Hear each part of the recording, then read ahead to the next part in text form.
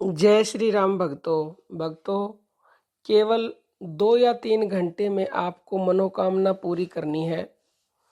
तो आप इस महामंत्र को सिर्फ सुने।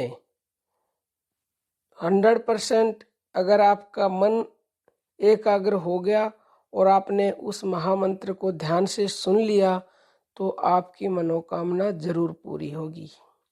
भक्तों, इस ब्रह्मांड में बहुत सारे मंत्र हैं और बहुत सारे नाम हैं, लेकिन सभी मंत्रों में उतनी शक्ति नहीं होती जितनी शक्ति महामंत्र में होती है। क्योंकि जिसका नाम ही महामंत्र है तो ये तो सिंपल सी बात है कि उससे ऊपर कोई मंत्र होगा ही नहीं। क्योंकि जो भी उसके जितने भी मंत्र आए हैं सारे मंत्र उसके बाद में आए हैं। ये मंत्र जब भी था, जब सृष्टि नहीं थी, और ये अब भी है, और जब प्रलय हो जाएगी, सृष्टि समाप्त हो जाएगी, ये मंत्र तब भी रहेगा। तो उस मंत्र को केवल आपको सुनना मात्र है। क्योंकि भक्तों, उस मंत्र के लिए यहाँ तक कहा गया है कि मनोकामना तो बहुत ही छोटी सी वस्तु है। उस मंत्र से आप सब कुछ प्राप्त कर सकते हैं, भगवान को उस मंत्र से पा सकते हैं, अपने सभी पाप नष्ट कर सकते हैं। वो भी सिर्फ एक बार बोलने मात्र से आप जो चाहो वो प्राप्त कर सकते हो। क्योंकि उस नाम को कल्प वृक्ष कहा गया है। जो नाम आदि नाम है, जो मंत्र यानी कि महामंत्र नाम उसी को कहा जाता है जो कि गुप्त है, जो कि सार नाम है, जो कि सत्य नाम है, जो कि अखंड नाम है।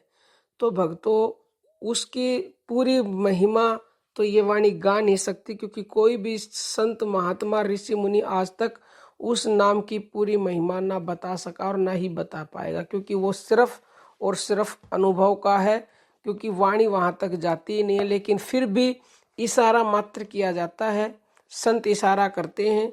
संतों ने ये लिखा कि संतों की वाणी अटपटी, जो झटपट लिए लखाए, और जो झटपट लिए लखाए तो पल में दर्शन होए। संतों की वाणी अटपटी होती है, उसको कोई बिरला ही समझ पाता, जिसके ऊपर प्रभु की कृपा हो जाती है। और जो समझ लेता है वो पल में ही भगवान के दर्शन कर लेता है और सब कुछ पा लेता है। तो अब हम बात करते हैं मंत्र किस प्रकार सुनना है, क्या करना है।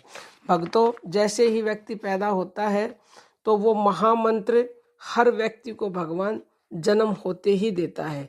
तो उससे बड़ा कोई मंत्र नहीं है जो भगवान ने आपको स्वयं दे दिया। तो वो मंत्र आपके अंदर ही है। वो मंत्र है आपके श्वास। वो श्वास रूपी मंत्र महामंत्र है। वो श्वास रूपी महामंत्र है, मंत्र नहीं है। तो उस महामंत्र को केवल आपको सुनना है। सुनना कैसे है? जो आपकी सांसों की आवाज आ रही है ना, उसको ही सुनना है बस। क्योंकि यही वो महामंत्र है जो भगवान ने आपको स्वयं दिया है। और जब आपकी मृत्यु होती है तो ये श्वास निकल जाती है, तो श्वास में ही भगवान है। अगर आप इस मंत्र को सुन रहे हैं, अपनी आती जाती श्वासों को, तो आप भगवान से जुड़े हुए हो और भगवान की आवाज को सुन रहे हो। तो आपको 3 घंटे के लिए सीधा बैठ जाना है। कोई नहीं बैठ सकता तो सीधा लेट जाना बिना तकिए के। और 3 घंटे तक आंखें बंद करके आपको सिर्फ और सिर्फ इस महामंत्र को सुनना है। अपनी श्वासों की आवाज को बिल्कुल एक श्वास भी बीच में मिस नहीं होनी चाहिए। यानी कि श्वासों के ऊपर से 3 घंटे तक लगातार आपका ध्यान हटना नहीं चाहिए। श्वास ऊपर गई, उसको आपने देखा, ऐसे देखो, जैसे ऐसे तो मैं आपको बता रही हूँ, लेकिन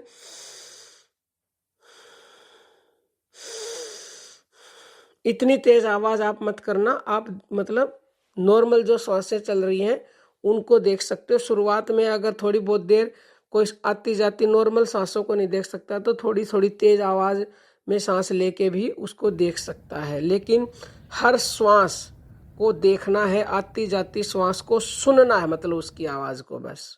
क्योंकि ये आपके अंदर की आवाज है। और अंदर से आवाज किसकी आती है? अंदर से आवाज परमात्मा की ही आती है। क्योंकि परमात्मा आपके भीतर है, श्वासों में स्वयं बैठे हैं प्राणपति। तो आप इस 3 घंटे इस महामंत्र को सुने और अपनी हर मनोकामना पूरी करें। हाँ, एक काम करना है, जो भी आपकी मनोकामना है वो इस मंत्र को सुनने से पहले भगवान को अपनी मनोकामना बतानी है कि हे प्रभु, मेरी ये मनोकामना है और आप इसे पूरी कर दीजिए, तो आपका बहुत बहुत धन्यवाद होगा। तो निश्चित ही अगर आपने 3 घंटे एकाग्र मन से इसको सुन लिया महामंत्र को, तो आपकी मनोकामना पूरी होने के संकेत हो सकते हैं। हो सकता है आपको तभी 3 घंटे बैठे बैठे ही आपके आज्ञा चक्र में कोई संकेत मिल जाए ध्यान में आपको, क्योंकि ध्यान में संकेत देते हैं भगवान, और नहीं तो आपको बाद में जरूर कोई संकेत मिलेगा। तो आप अपनी केवल 3 घंटे में कोई भी मनोकामना पूरी कर सकते हैं। हाँ, सबसे बड़ी बात, मनोकामना आपकी शुभ होनी चाहिए, क्योंकि शुभ मनोकामना होगी तो वो जरूर पूरी होगी। और भगवान पूरी तो अशुभ को भी कर देते हैं, लेकिन फिर उसका भुगतना आपको ही पड़ेगा। अब हम अपनी वाणी को विराम देते हैं। जय श्री राम भगत।